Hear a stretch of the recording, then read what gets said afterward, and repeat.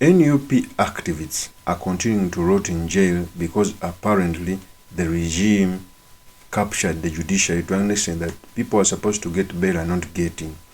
One of the known NUP Nakawa East flag bearer was seen ranting in court. In fact, here is what happened. By the ruling, let's pray for Uganda, let's pray against impunity.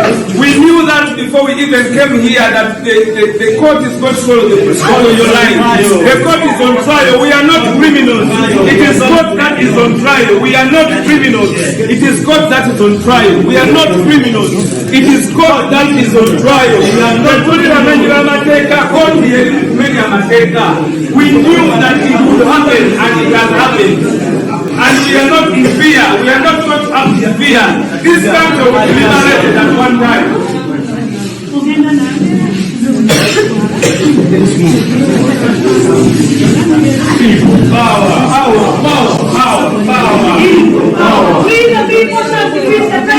Ensajja kulundulwa musere kituufu tetumwera na katengo tulina okubanga tulemera ku mazima tetulina musango ate ne kooti naye eswala ekigambo mandatole kiri clear nnyo naye tumanyi nti omulamuzi atiisibwatiisibwa abantu ba kooti batiisibwatiisibwa amaze ensi yaffe bagiwamba nga bwe mulabye kooti beri mu buwange tetuli bamenyi b'amateeka tetuli bamenyi b'amateeka bannayuganda mwebereremu tetuli bamenyi b'amateeka. We are strong for what we are fighting for. We have. So that is why Mufumbiru was being taken away without giving bail.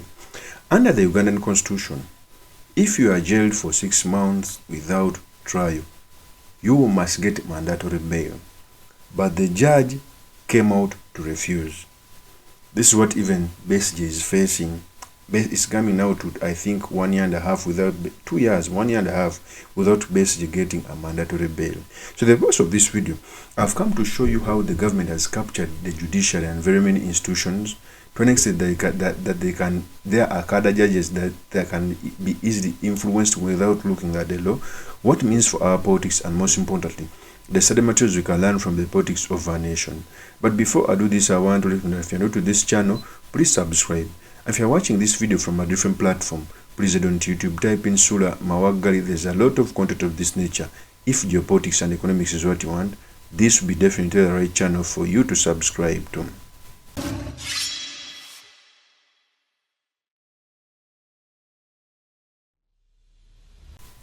First of all, we should understand that what Genome 7 has been success at is capturing the judiciary.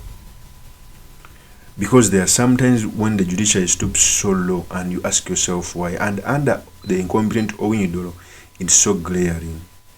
When I'm discussing about these cases, I don't want to engage in the merits of demerits of the case because I may be charged by sub judice, but I want to assure you that political cases in Uganda, the judiciary is acting as a catalyst. Case in example, the people who were caught in Mbarara are still remanded.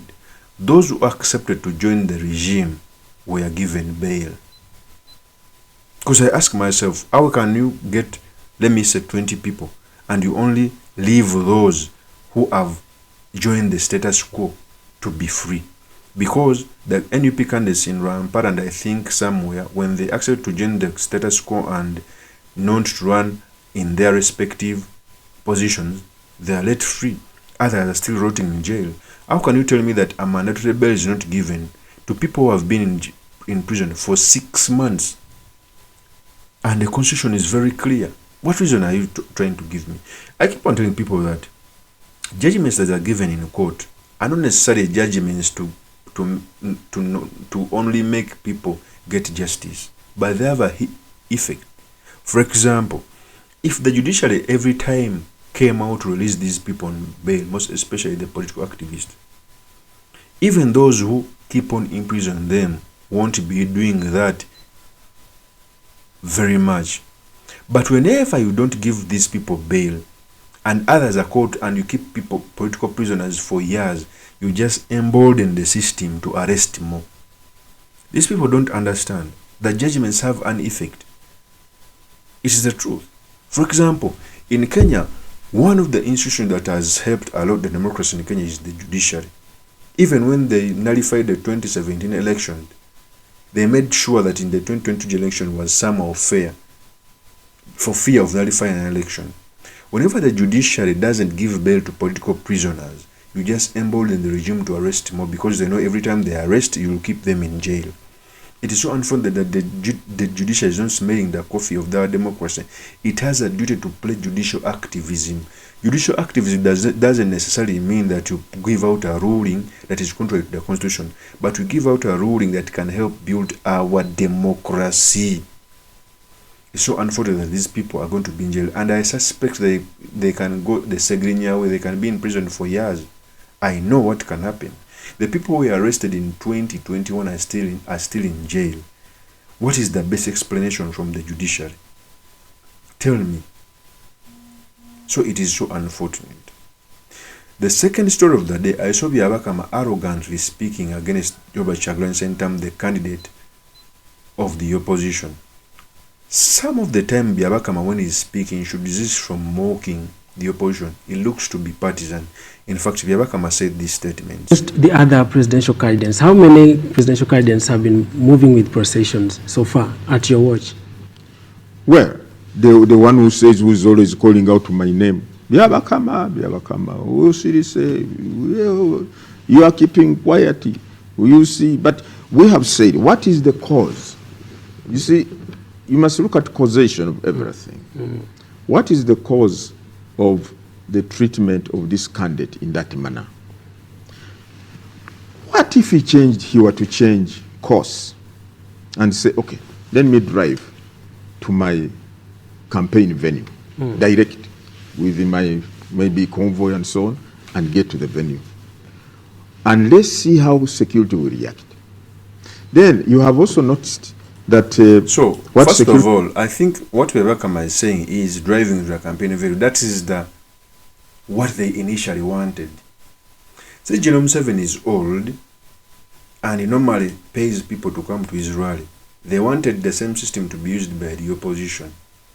That's why it was announced by the Minister of Justice, Norbert Mao. Now it's being echoed by the Electoral Commission. It's being echoed by the CDF. Because General Museveni lacks tenacity. General Museveni used to make processions. And these processions are not only akin to the opposition. Whenever a procession is done by the NRM, it's not talked about. The only bad procession is for BOBI Wine.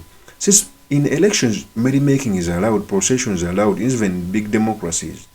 So the head of the Electoral Commission, the incompetent BYABAKAMA, he comes out to speak like a politician, to speak like a dictatorship, to speak mocking a presidential candidate. It shows partisanship. In fact, I prefer BYABAKAMA to keep quiet because he looks more intelligent before he speaks. Let's continue with the video. They are detaching these crowds who are moving with him from the candidate. They let the candidate to pass through, maybe with his official vehicle, the vehicles he's using. You already saw a security vehicle moving with him, and I think he has his media vehicle and so on. They let them pass through. But this horde of people who are on the motorcycles, who are moving on foot or over the road in a disorderly manner and so on, the security is trying to contain those. So I don't think security is doing it purposely to derail this individual from getting to the venue. Then at times, because we have been engaging with security, but these things, this candidate is complaining about, but look, given the way this candidate is moving with a huge procession, and he wants to pass through the city center or the town center to go to the designated campaign venue.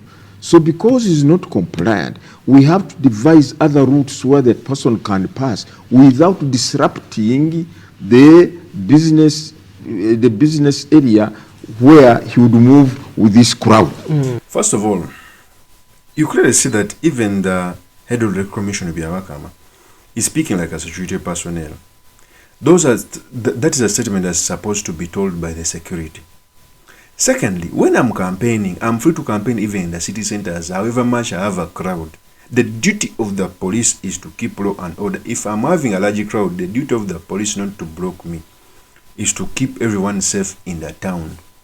You cannot give a reason that a crowd of, let me say, 9,000 people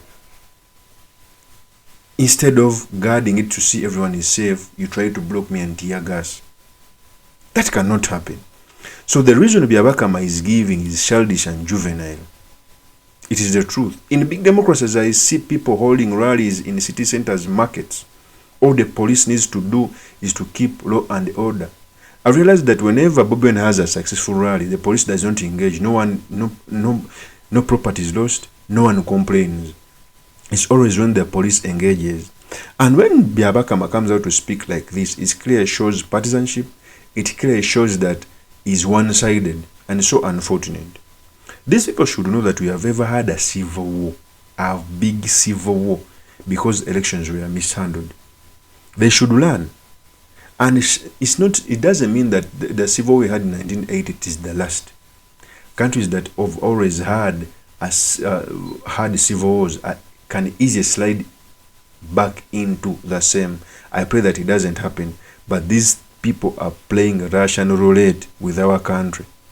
BYABAKAMA desist from making political statements that seem to be partisan because you are calling danger in our country. Of course, that's my opinion. Remain yours truly, Mr. Makindi. Kabiye Sulaiman Mawagali. I will see you on another one. Peace.